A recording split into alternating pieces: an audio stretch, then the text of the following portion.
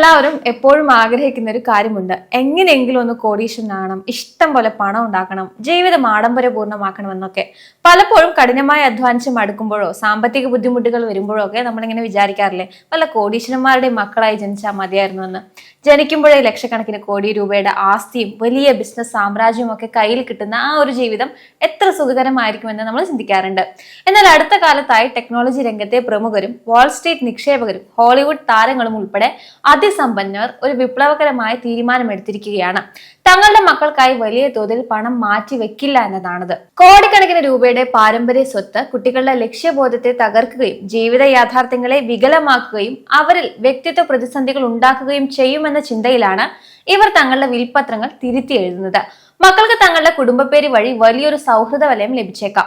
എന്നാൽ ബാങ്ക് അക്കൗണ്ടിൽ പണം വേണമെങ്കിൽ അത് അവർ സ്വന്തമായി അധ്വാനിച്ച് തന്നെ ഉണ്ടാക്കണമെന്നാണ് ഈ മാതാപിതാക്കളുടെ നിലപാട്. Williams group, family business institute എന്നിവയുടെ പഠന പ്രകാരം സമ്പന്ന കുടുംബങ്ങളിലെ 70% പേരും രണ്ടാം തലമുറയിൽ എത്തുമ്പോഴേക്കും തങ്ങളുടെ കുടുംബ സ്വത്ത് നശിപ്പിക്കുകയോ ദൂർത്തടിക്കുകയോ ചെയ്യുന്നു. മൂന്നാം തലമുറയാകുമ്പോഴേക്കും ഇത് 90% ഉയരുന്നു.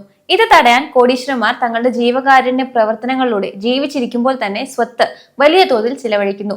ചില സമ്പന്നർ മക്കൾക്ക് പണം നൽകാൻ കർശനമായ നിർബന്ധങ്ങൾ വെക്കുന്നു. ഉന്നത വിദ്യാഭ്യാസം നേടുകയോ സ്ഥിരതയുള്ള ജോലി ചെയ്യുകയോ ചെയ്താൽ മാത്രമേ ഇവർക്ക് ട്രസ്റ്റിൽ നിന്ന് ചെറിയ തുകകൾ പോലും പിൻവലിക്കാൻ അനുവാദമുള്ളൂ. ബിൽ ഗേറ്റ്സും വാറൻ ബഫറ്റും തങ്ങളുടെ സ്വത്തിന്റെ ഭൂരിഭാഗവും ദ ഗിവിംഗ് പ്ലെഡ്ജ് വഴി ജീവകാരുണ്യ പ്രവർത്തനങ്ങൾക്കായി മാറ്റിവെച്ചിരിക്കുകയാണ്. മക്കൾക്ക് ജീവിക്കാൻ ആവശ്യമായ വളരെ ചെറിയൊരു തുകയല്ലാതെ മറ്റൊരു പണവും ഇവർ നൽകില്ല. ഇതുകൂടാതെ ലോകമെമ്പാടുമുള്ള 240-ലധികം കോടീശ്വരന്മാർ തങ്ങളുടെ സ്വത്തിന്റെ പകുതിയിലധികം ജീവകാരുണ്യ പ്രവർത്തനങ്ങൾക്കായി ദാനം ചെയ്യാമെന്ന് സമ്മതിച്ചിട്ടുണ്ട്. മാർക്ക് സക്കർബർഗും പ്രിസില്ല ചാനും തങ്ങളുടെ ആദ്യ മകൾ ജനിച്ചപ്പോൾ തന്നെ തങ്ങളുടെ മെറ്റ ഓഹരികളുടെ 99% സ്വന്തം ജീവകാരുണ്യ സംഘടനയായിട്ടുള്ള ചാൻ സക്കർബർഗ് ഇനിഷ്യേറ്റീവിന് നൽകുമെന്ന് പ്രഖ്യാപിച്ചിരുന്നു. ഹോളിവുഡ് താരങ്ങളായിട്ടുള്ള ആഷ്ടൺ കുട്ടറും മില കുനീസും തങ്ങളുടെ കുട്ടികൾക്കായി പ്രത്യേകം ഫണ്ടുകളൊന്നും മാറ്റിവെച്ചിട്ടില്ല. കുട്ടികൾക്ക് എന്തെങ്കിലും ബിസിനസ് തുടങ്ങണമെന്നുണ്ടെങ്കിൽ നല്ലൊരു ബിസിനസ് പ്ലാനുമായി വന്നാൽ അതിൽ നിക്ഷേപിക്കാം, അല്ലാതെ പണം വെറുതെ കൊടുക്കില്ല എന്നാണ് ആഷ്ടൺ കുട്ടർ പറയുന്നത്. ജെയിംസ് ബോണ്ട് താരം ഡാനിയൽ ക്രേഗ് പാരമ്പര്യമായി സ്വത്ത് കൈമാറുന്നതിനോട് തനിക്ക് തികഞ്ഞ എതിർപ്പാണെന്ന് തുറന്നു പറഞ്ഞിട്ടുണ്ട്. അത് കഠിനാധ്വാനത്തോടും പണത്തിന്റെ മൂല്യത്തോടുമുള്ള കുട്ടികളുടെ ബഹുമാനം ഇല്ലാതാക്കുമെന്ന് അദ്ദേഹം വിശ്വസിക്കുന്നു. പ്രശസ്ത ഷെഫ് ഗോർഡൻ റാംസെ തന്റെ മക്കൾക്ക് സ്വത്ത് നൽകില്ലെന്ന് മാത്രമല്ല, കുടുംബത്തോടൊപ്പം യാത്ര ചെയ്യുമ്പോൾ താനും ഭാര്യയും ഫസ്റ്റ് ക്ലാസ്സിൽ യാത്ര ചെയ്യുമെങ്കിലും കുട്ടികളെ പ്രീമിയം ഇക്കോണമി ക്ലാസ്സിൽ ഇരുത്തൂ എന്ന കർശനമായ നിയമം പോലും നടപ്പിലാക്കുന്നുണ്ട്. എന്തുകൊണ്ടാണ് ഈ മാതാപിതാക്കൾ സ്വന്തം മക്കളോട് ഇത്രയും കടുത്ത നിലപാട് സ്വീകരിക്കുന്നത്? അവർക്ക് മക്കളോട് സ്നേഹമില്ലാത്തതുകൊണ്ടാണോ? ഒരിക്കലുമല്ല. അധ്വാനിക്കാതെ കയ്യിലേക്ക് വന്നു ചേരുന്ന കോടികൾ കുട്ടികളുടെ ലക്ഷ്യബോധത്തെ തകർക്കും. ജീവിത യാഥാർത്ഥ്യങ്ങൾ എന്തെന്ന് അവർ അറിയാതെ പോകും. പണത്തിന്റെ മൂല്യം എന്തെന്ന് മനസ്സിലാക്കണമെങ്കിൽ അത് സ്വന്തം അധ്വാനം കൊണ്ട് തന്നെ ഉണ്ടാക്കണം. ജെയിംസ് ബോണ്ട് താരം ഡാനിയൽ ക്രേഗ് പറയുന്നത് പോലെ പാരമ്പര്യമായി വലിയ സ്വത്ത് കിട്ടുന്നത് കുട്ടികളുടെ കഠിനാധ്വാനം ചെയ്യാനുള്ള മനസ്സിനെയാണ് ഇല്ലാതാക്കുന്നത്. സത്യത്തിൽ ഈ കോടീശ്വരന്മാരുടെ തീരുമാനങ്ങൾ നമ്മൾ സാധാരണക്കാരെ വലിയ രീതിയിൽ ചിന്തിപ്പിക്കേണ്ട ഒന്നാണ്.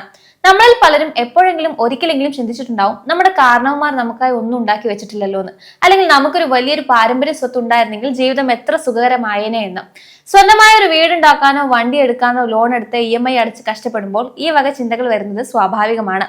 എന്നാൽ ഈ വലിയ കോടീശ്വരന്മാരുടെ വിൽപത്രങ്ങൾ നമ്മളെ പഠിപ്പിക്കുന്നത് മറ്റൊന്നാണ്.